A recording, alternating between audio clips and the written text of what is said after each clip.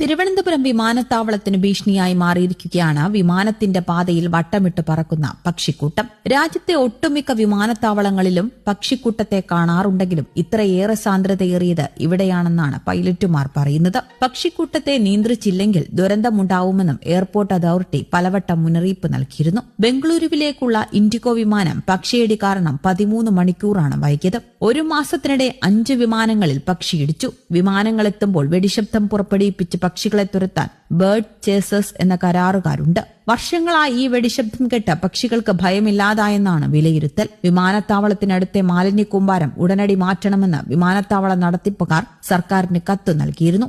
Airport മതിലിനോട് ചേർന്നുള്ള തുറന്ന സ്ഥലവും ഇറച്ചിക്കടകളിൽ നിന്നുള്ള മാലിന്യ കൂമ്പാരവുമാണ് പക്ഷികളെ ആകർഷിക്കുന്നത്. ഇറച്ചി അവശിഷ്ടം ഭക്ഷിക്കാനെത്തുന്ന പരുന്ത്, പ്രാവ്, കാക്ക, കൊക്ക്, മൂങ്ങ എന്നിവയുടെ കൂട്ടവും വിമാനങ്ങൾക്ക് ഭീഷണിയാണ്. പുലർച്ചെയാണ് മാലിന്യ നിക്ഷേപം അധികവും.